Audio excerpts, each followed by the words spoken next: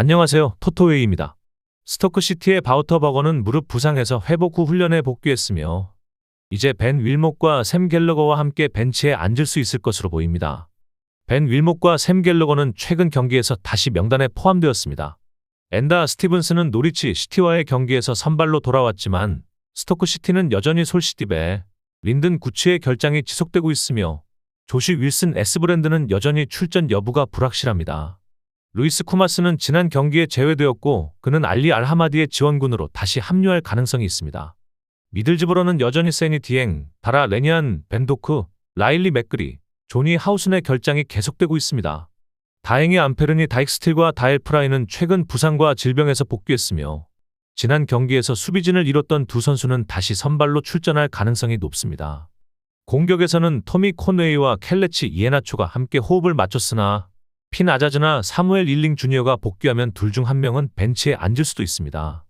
스토크시티는 최근 챔피언십 홈 경기에서 패배 없이 4경기를 치렀고 그중 3경기는 1.5골 이하의 저득점으로 마무리되었습니다. 반면 미들즈브러는 최근 5경기 연속 패배를 기록하며 플레이오프 경쟁에서 밀려나 하위권에 머물고 있습니다. 스토크시티는 미들즈브러의 부진을 상대로 홈에서 좋은 성적을 이어갈 것으로 예상됩니다. 미들즈브러의 마이클 캐릭 감독은 팀의 부진으로 많은 압박을 받고 있으며 최근 4번의 원정에서 승리를 거두지 못했습니다. 이번 경기도 많은 득점이 예상되지 않으며 스토크시티의 최근 홈 경기 4경기 중 3경기는 한 골 이하로 끝났습니다. 미들즈브러는 이전 시즌 초반에는 공격력이 좋았지만 최근 3경기에서 겨우 2골만을 기록했습니다. 스토크시티는 이번 시즌 홈에서 이미 북동부 팀을 1대0으로 이긴 경험이 있으며 12월 말에는 선덜랜드를 1대0으로 이기기도 했습니다. 따라서 미들즈브러가 부진한 상황에서 스토크시티가 비슷한 방식으로 승리할 가능성도 크다고 볼 수 있습니다. 셀틱은 12월 이후 홈 경기에서 패배하지 않으며 이번 시즌 국내 리그에서 홈에서도 무패 기록을 이어가고 있습니다. 제임스 포레스트는 발 부상으로 12월부터 결장 중이며 3월까지 복귀할 가능성이 적습니다. 또한 파울로 베르나르도는 최근 레이스 로버스와의 경기에서 발목을 다쳐 이번 경기에 출전하지 못할 예정입니다. 이에 따라 레오 아타테, 칼럼 맥그리거, 아르네 앵얼스가 선발로 나설 가능성이 큽니다. 하이버니언과의 경기에서 실망스러운 첫 하프를 보였던 조타와 제프리 슐루프는 후반에 아담 이다와 그렉 테일러를 대신해 교체로 출전했으며 이번 경기에서도 선발로 나설 가능성이 있습니다. 한편 에버디는 부상으로 몇 명의 선수가 결장할 예정입니다. 단테 폴바라, 빈 몰로이, 잭 밀른, 제이미 맥그라, 빈센트 베수이엔이 여전히 치료 중입니다. 하지만 최근 새로 영입된 오데이 다바그는 킬마르녹과의 경기에서 교체로 출전해 결승골을 넣었고 이번 경기에서도 선발로 나설 가능성이 있습니다. 셀틱은 이번 시즌 스코틀랜드 프리미어리그 홈 경기에서 13경기 중 12경기를 승리하며 2023년 12월 이후 홈에서 패배가 없습니다. 셀틱은 에버딘과의 최근 28번의 맞대결에서 22승을 거두었으며 글래스고에서 열린 마지막 경기에서는 6대0으로 승리한 바 있습니다. 반면 에버딘은 시즌 초반 좋은 출발을 보였으나 11월 말부터 2월 초까지 14경기 연속 승리가 없는 부진을 겪었습니다. 그러나 던디와의 경기에서 승리를 거두며 승리의 기운을 되찾았고 그 후 킬마르녹과의 경기에서도 승리했습니다.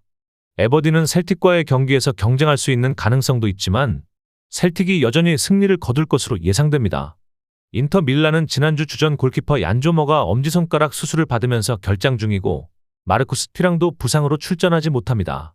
튀랑의 자리를 대신한 호아킨 코레아도 제노아와의 경기에서 무릎 염절을 당해 전반전만 출전하였고 이에 따라 마르코 아르나우토비치나 메으디 타레미가 그 자리를 대신할 가능성이 큽니다.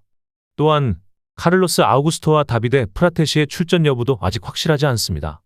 이번 주 중요한 타이틀 결전이 예정되어 있어 인자기 감독은 선발진을 추가로 변경할 수도 있습니다. 스테판 더프레이, 피오트르 지엘린스키, 하칸 차라놀루가 벤치에서 출발할 수 있는 후보로 거론되고 있습니다. 반면 라치오는 부상으로 팀의 최다 득점자인 타티 카스테ля노스가 결장 중이고 그 자리를 티자니 노슬린이 계속 맡을 것으로 보입니다. 노슬린은 최근 코파 이탈리아에서 해트트릭을 기록하며 좋은 모습을 보였습니다. 또한 미드필더 니콜로 로벨라는 출전 정지 처분을 마친 후 복귀했으며 엘세이드 히사이와 마티아스 베시노가 카스텔라노스와 함께 결장하고 있습니다. 피사요 델레 바시루도 베네치아와의 경기에서 부상을 당해 이번 경기에 출전하지 못할 가능성이 큽니다. 또한 이반 프로베델이 지난 토요일에 벤치에 앉아 있었던 가운데 이번 경기에서 복귀할 수 있을지는 불확실합니다.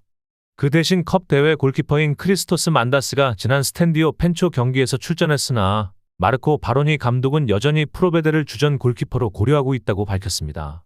인터 밀란은 이번 시즌 홈 경기에서 9경기 중 8경기를 승리하며 강한 홈 성적을 기록했고, 라치오는 최근 5번의 원정 경기 중 3번에서 득점하지 못했습니다.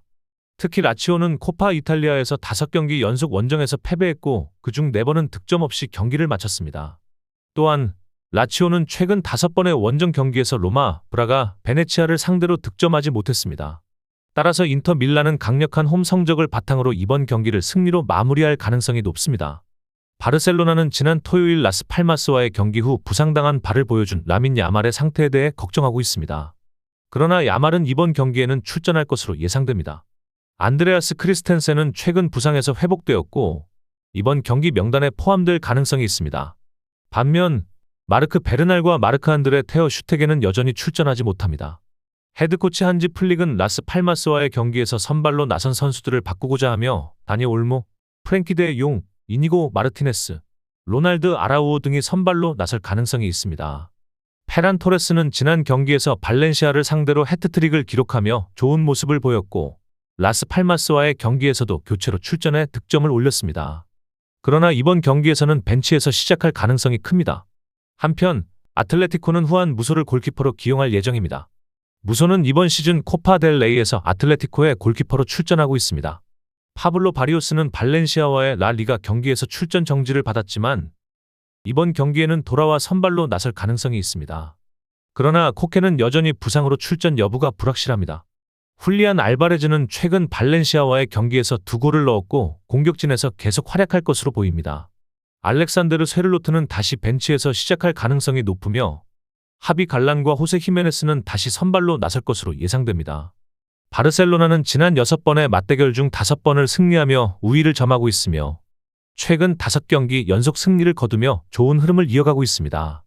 또한 바르셀로나는 최근 홈에서 5경기 중 4번을 승리한 상태입니다. 이번 경기는 스페인 리그 타이틀 경쟁에서 중요한 시점에 펼쳐지는 경기가 될 것입니다. 바르셀로나는 4월 마드리드에서 열릴 2번째 경기를 대비해 첫 번째 경기를 유리하게 가져가기를 원하고 있으며 12월에 아틀레티코에게 홈에서 패배한 복수도 목표로 삼고 있습니다. 아틀레티코는 바르셀로나와의 마지막 경기에서 극적인 96분 승리를 거두었지만 그 경기에서 바르셀로나가 더 많은 기회를 만들었음을 기억할 필요가 있습니다. 이번 경기는 바르셀로나가 최근에 좋은 경기력에 힘입어 승리할 것으로 예상됩니다. 아틀레티코는 최근 몇 경기에서 퍼포먼스가 다소 떨어졌고 바르셀로나가 이번 첫 번째 경기에서 우위를 점할 가능성이 큽니다.